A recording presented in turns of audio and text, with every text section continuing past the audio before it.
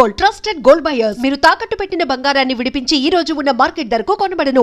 Sir యాక్చువల్గా మీ విషయానికి వస్తే నేను ఇంటర్వ్యూ ముందే అడిగాను. నాన్నగారు చిరంజీవి గారితో ఆ రోజుల్లోనే 2 సినిమాలు చేశారు. మీ ఫ్యామిలీ చిరంజీవి గారి ఫ్యామిలీ చాలా క్లోజ్, మంచి రిలేషన్ ఉంది. అయితే మీరెప్పుడు ఆయనతో ఒక పెద్ద మూవీ ప్లాన్ చేయాలి, ఇలాంటి ఆలోచన ఎందుకు చేయాలి? అది అంటే అనుకున్నామండి. ఆయనే ఒక బర్త్‌డే రోజు, పార్టీ రోజుని అన్నారు, "మనం ఒక మంచి ప్లాన్ చేద్దామమ్మా" అన్నారు. తర్వాత అదేదో కథ దొరకలేదు మాకు. తర్వాత ఇంకో స్టేజ్‌లో 'రామ్ చరణ్‌ని ఇంట్రొడ్యూస్ చేద్దామమ్మా' అన్నారు. ఓకే. అన్నారు అంటే కూడా ఆయన కూడా దాన్ని ఏదో పట్టుకున్నాం కథని అది ఇది అనుకున్నాం, కానీ మళ్ళీ ఆయనకి వెళ్ళి చెప్పాను, "సార్ నాకు రావట్లేదండి." ఆ టైంలో ఏదో ఫిల్మ్స్ జరుగుతున్నాయండి. 'నువ్వా సముద్రాడా' తర్వాత అనుకుంటా. ఏదో రావట్లేదండి. ఆ టైంలోనే నేను ఆపేశానండి. అంటే ఏదో అంటే making some mediocre films like 'ఆట', 'మస్కా' ఇలాంటి కొన్ని మీడియాకర్ ఫిల్మ్స్ తీస్తున్నాను నేను. సార్ అందుకని ఆపేశాను. వద్దు, ఇది కాదు, వద్దు. మళ్ళీ ఏదో మన యాటిట్యూడు, మన తాలూకు సినిమాని చూస్తున్న విధానం, అప్డేట్ అయ్యే విధానం అన్నీ కూడా ఇది కరెక్ట్గా లేదు. ఫార్ములా రెగ్యులర్ కమర్షియల్ ఫిల్మ్స్కి వెళ్ళిపోతున్నాను నేను. మీరు అనేది కరెక్ట్. ఆ ఫేజ్లో మీ లైఫ్లో ఏదో జరిగింది. నువ్వు వస్తా అంటే నేను వద్దంటానా దాకా ఎంఎస్ రాజు వేరు. 'ఆట', 'మస్కా' ఓకే, 'ఆట'కు డబ్బులు వచ్చింది, సేఫ్ ప్రాజెక్ట్. ఈవెన్ 'మస్కా'కు కూడా సేఫ్ ప్రాజెక్టే. బట్ ఆ 2 సినిమాల ఎంఎస్ రాజు వేరు. సో ఏం జరిగింది మీ లైఫ్లో? అదే నేను అవుట్డేటెడ్ అయిపోయాను. ఓకే. మేబీ అంటే ఎందుకు అవుట్డేటెడ్ అయిపోయానంటే, మళ్ళీ నేను ఎప్పుడూ కూడా వరల్డ్ సినిమా చూస్తానని చెప్పాను కదా. మార్నింగ్ సినిమా చూస్తాను, ఎక్కడో 3 సక్సెస్లు అయిపోయిన తర్వాత రిలాక్స్ అయిపోయిన మైండ్ అయి ఉంటుంది. నేను కష్టపడతాను కానీ వర్కౌట్ అవ్వట్లే. అంటే ఏదన్నా పాత కథలు ఇస్తున్నాను నేను మళ్ళీ. అంటే నేను ఎక్కువ అంతకుముందు చేసినంత రీసెర్చ్ చేయట్లేదు అని ఎందుకో దాన్ని అక్కడ ఆపేశాను. తర్వాత మా అబ్బాయి కెరీరు సార్ మెల్లగా దాని మీద కాన్సన్ట్రేట్ చేశాను. మైండ్ ఎక్కడ రిలాక్స్ అయిపోయింది. ఓకే, ఫ్రెండ్స్ ఏదో కాసేపు కార్డ్స్ ఆడదాం, వాళ్ళతోటి కొంచెం రిలాక్స్ అవుదాం అనే మూడ్లో ఎక్కడో రాంగ్ వెళ్ళిపోతుంది. అది చాలా ఇయర్స్ పట్టింది సార్. అది మేబీ చాలా మందికి ఉంటుందేమో, క్రియేటర్స్కి ఉంటుందండి. But I have taken lot of years. మళ్ళీ 'డర్టీ హరి' తోటి మళ్ళీ we have to come back. ఆ స్లోగా మెల్లగా చూసి ఇప్పుడు అగదా ఈ టీజర్ చూస్తే పూర్తిగా మళ్ళీ ఆ క్రియేటివ్ జోన్లోకి వచ్చేసినట్టుంది బ్రెయిన్. రావాలండి, నాకు అవసరం అండి. అయితే అప్పుడు రామ్ చరణ్ గారి లాంచింగ్ ప్రాజెక్టు మీరు వెళ్ళి చిరంజీవి గారి దగ్గర రావట్లేదు సార్ వద్దు అని చెప్పినప్పుడు, వద్దు అని అనలేదు, నాతో వద్దు అని మీరు అన్నప్పుడు వద్దు అనేసి ఆయన రియాక్షన్ ఏంటి? ఏమంటారండి చెప్పినప్పుడు? లేదు, నేను సారీ చేయలేను అని నేను చెప్పలేదు డైరెక్ట్. పరచూరు అంటే ఎవరితో ఓకే, నేను చెప్పే ధైర్యం నాకు లేదు కదా. ఆయన వెళ్ళి చెప్పారు, ఏదో మనవాడు వర్కౌట్ అవ్వట్లేదు ఏదో కరెక్ట్గాని. తర్వాత చరణ్ ఏ సినిమా రిలీజ్ అయినా తనకు ఫోన్ చేస్తాను. చరణ్ కానీ బన్నీ కానీ ఇద్దరు కూడా దే ఆర్ ఫ్యాన్స్ ఆఫ్ 'నువ్వా సముద్రాడా'. ఆ టైంలో అల్లు అర్జున్ నన్ను వచ్చి ఆ ఫిలింకి నన్ను ఎందుకు కన్సిడర్ చేయలేదండి, అప్పటికే నేను సక్సెస్ఫుల్గా ఉన్నాను కదా, నన్ను ఎందుకు పెట్టుకోలేదని అడిగాడు రోజు. అడిగితే ఫ్యాసినేట్ అయిపోయాడు ఆ సినిమా చూసి. అంటే నేను అన్నాను, బన్నీ నువ్వు రఫ్ అండ్ టఫ్గా ఉంటావు, నువ్వు అలాంటి హీరో అవుతావు, నీకు 1 ఎకరం పండించమంటే 10 నిమిషాలు పండించేస్తావు. ఓకే, నువ్వు ఎక్కడికో ఫారెన్ వెళ్ళావు, అక్కడ నుంచి తిరిగి వచ్చావు అనే యాటిట్యూడ్లో నేను I'm not able to see you. అందుకనే అబ్బాయిని పెట్టుకున్నాను. వాడికి అంత ఈజీ కాదనిపించింది, నీకు చాలా ఈజీ అనిపించింది. అంటే అమ్మ అంత ఆలోచించాను. You're right sir. అయితే ఒక విషయం చెప్పండి, ఓపెన్గా చెప్పండి. నువ్వు వస్తుంటే నేను వద్దంటున్న సినిమా స్టార్ట్ అయినప్పటి నుంచి షూటింగ్ ప్రాసెస్లో కానీ ఫైనల్ రష్ చూసుకునే వరకు ఆ సినిమా హిట్ అవ్వద్దని ఆ సెట్లో నమ్మిన ఒకే ఒక వ్యక్తి ఎంఎస్ రాజు. మిగతా ఎవ్వరికీ నమ్మకం లేదు. నిజమా అబద్ధం? ఉందండి, ప్రభుదేవకు నమ్మకం ఉంది. ఓకే, మిగతా ఎక్కువ మందికి అందరికీనండి. తీసే కెమెరామెన్ వేణు గారికి, అందులో యాక్ట్ చేసే అందరికీ 100% ఈ సినిమా బాగా ఆడుతుందండి. కానీ నాకు నమ్మకం ఎప్పుడు పోయిందంటే ఒక స్టేజ్లో పోయింది. అప్పుడు మేమంతా అరకులో ఉన్నాం. ఓకే, ఆల్రెడీ కొన్ని ఇంటర్వ్యూస్లో ఇచ్చాను, ఇది మళ్ళీ చెప్తున్నా.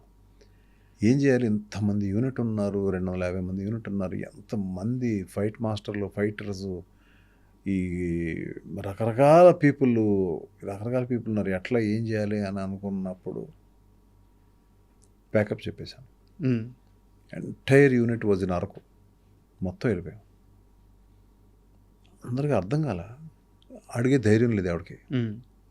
వెళ్ళిపోయి 1 month తర్వాత మళ్ళీ ఇదే ప్లేస్కి వచ్చాను. నేను ఎలా రిఫైన్ అయ్యాను, దాన్ని ఎలా చేసుకొచ్చాను. అంతకుముందు శ్రీహరి ఫస్ట్ స్టార్టింగ్లో జైల్లో ఉండాలా వెళ్ళేవు. ఓకే. అవన్నీ ఎలాగో అవి ఇవి సినిమాలు చూసి ఇన్స్పైర్ అయ్యి ఎక్కడో ఒకటి జైల్లో ఉన్నాడు చూశాను. స్టార్టింగ్లో ఎలా ఉంటే ఎలా ఉంటుంది. ఆ సినిమాకి ఈ సినిమా సంబంధం లేదు. ఎక్కడో ఒక ఇన్స్పిరేషన్. అంటే ఒక ఆత్రేయ గారు లాంటి కూడా వర్షం వస్తే ఆయన ఒక ఇన్స్పిరేషన్ ఫీల్ అయ్యాడు ఆయన. అప్పుడే మంచి సాంగ్ వచ్చింది.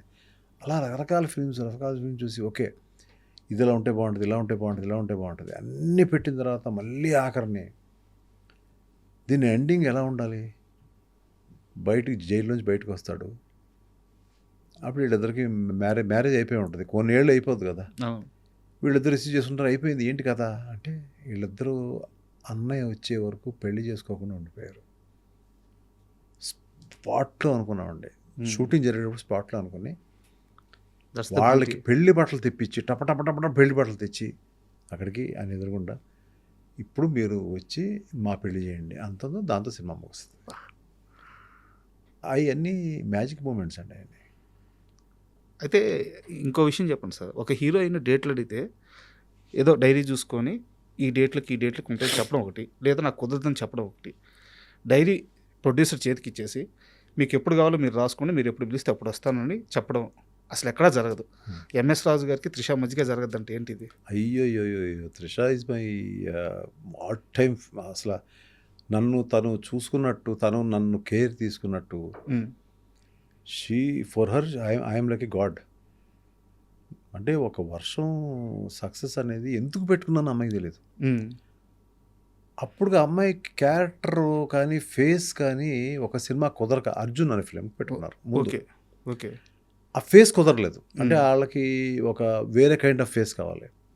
ఆ టైంలో అక్కడ ఉన్న ఫొటోసే కదా అప్పుడు ఇవన్నీ లేవు, ల్యాప్టాప్లో లేవు కదా. ఆ ఫొటోస్ మహేష్ బాబు దగ్గర చూశాను. ఏంటి బాగుంది కదా బాబు అన్న, క్యారెక్టర్ సూట్ అవుతుంది అన్నారని డైరెక్టర్ గారు అన్నారు. ఓకే నేను పెట్టుకోవచ్చా అన్న, పెట్టుకోండి అన్నారు. అప్పుడు అమ్మాయి ఆ సినిమాలో లేను, వాళ్ళిద్దరూ కలిసి ఒక్కడు చేశారు. లేను అనే ఒక డిజెక్షన్లో అమ్మాయి ఉన్నట్టుంది. నా నుంచి ఫోన్ రాగానే ఒక కేక. వెంటనే మేము వస్తున్నామండి వచ్చేయమంటారా అంటే లేదు నాకు వేరే పని ఉంది, సాంగ్ రికార్డింగ్స్ ఉన్నాయి, నేను అక్కడికి వస్తాను అని చెప్పి టపటపా నేను అక్కడికి వెళ్ళడం. వాళ్ళు ఫ్లాట్లు ఉన్నారు అప్పుడు వాళ్ళు. వాళ్ళ ఫ్లాట్కి వెళ్ళాం. అప్పుడు లేదు త్రిష లేదు, ఇప్పటికీ గుర్తు నాకు. వాళ్ళ అమ్మ ఉంది, మాట్లాడుతున్నాను, ఉమ్మగారు అది ఇదని మాట్లాడుతున్నాను. ఆవిడకి నేను పెట్టుకుంటే బాగుండి ఈ సినిమాలో ఆల్రెడీ రిజెక్ట్ అంటే నా ఉద్దేశంలో రిజెక్ట్ కాదు, క్యారెక్టర్ సూట్ అవట్లా. చాయిస్ కాదండి, క్యారెక్టర్ సూట్ అవట్లా. అమ్మాయిని చూసిన తర్వాత ఫైనల్ చేద్దాం అని అనుకుంటున్నాను నేను. వచ్చింది అమ్మాయి, మంచి జీన్స్లో వచ్చింది, అది వచ్చి కూర్చుంది ఇక్కడ నేను కూర్చున్నా, అక్కడ కూర్చుంది. ఏంటి చిన్న టమ్మీ ఉంది, ఎక్సర్సైజ్ అన్న. ఓకే అంది. అంటే వాళ్ళకి అర్థమైపోయింది నేను సినిమా పెట్టుకుంటున్నానని. సో వెంటనే ఉమ్మగారు అంది, వాళ్ళ మదరు, అయితే మీరు సినిమా పెట్టుకుంటారన్నమాట అంది. అందుకే కదా చెప్పింది. అంతే. ఇంక అక్కడి నుంచి అమ్మాయి వెనక్కి తిరిగి చూడలేదు, ఒక్క ప్రశ్న అడగలేదు. ఆ అమ్మాయికి ఎంత అభిమానం అంటే నేనంటే ప్రాణం అమ్మాయికి. అక్కడి నుంచి ఎలా ఉంటుందంటే ఇట్స్ లైక్ సీన్ చూడదు, నాకు ఏం వద్దు, it's an MS Raju film, నాకు స్పాట్లో ఇచ్చేయండి సీన్ అంతే, ముందెళ్ళి చదువుకోవడాలు ఏ ఉండదు. అది కాదండి మీరు ఎవరి తమిళని నేర్చుకోండి, నో స్పాట్కి వచ్చి నాకు చెప్పండి సీన్ అంతే.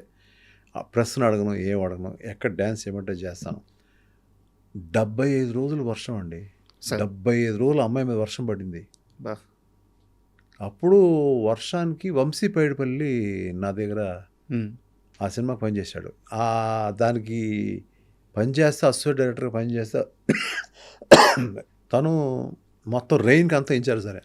ఓకే. అప్పుడు అమ్మాయి కొంచెం పక్కనేయండి అని అతను చెప్పేది అరిచివ్వండి గట్టిగా ఇక్కడి నుంచి.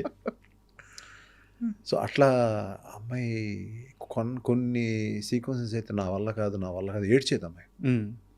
నేను చెప్పాను కదా చాలా కష్టం ఉంటుంది, రైలు వెళ్తూ ఉంటుంది, దూకాలి అని చెప్పాను కదా నీకు. కళ్ళు నీళ్ళు పెట్టుకుంటే అట్లాగా వెళ్ళిపో నీ ఇష్టం, నువ్వు వచ్చి అలా పట్టుకునేది లేదు, నేను చేస్తాను. అక్కడి నుంచి అమ్మాయి షీ బికేమ్ రియల్లీ క్లోజ్, అంటే మా ఇంట్లో ఫ్యామిలీ మెంబర్ లాగా అయిపోయింది అమ్మాయి. And for more videos, Please subscribe to iDream. Please subscribe to iDream. Please subscribe iDream. And please subscribe to iDream. For more videos, subscribe to iDream. please like, share and subscribe to the channel. Congratulations, iDream. Subscribe to iDream. Subscribe to iDream. So subscribe to iDream Media. iDream ki iDream team andarki huge congratulations. Please subscribe iDream Media. Please subscribe to iDream. Subscribe iDream. Please subscribe to iDream. iDream అంటే నా కళల ఛానల్ను subscribe చేసుకున్న నోరు తిరుగుతలేదు, మీరైతే గంట గుర్తు కొట్టండి. For more such videos, please subscribe to iDream. Subscribe to iDream. Please subscribe to iDream. Please subscribe iDream Media. Please do subscribe to iDream. Please subscribe to iDream Media. For best entertainment and information, please subscribe iDream. And don't forget to subscribe to iDream.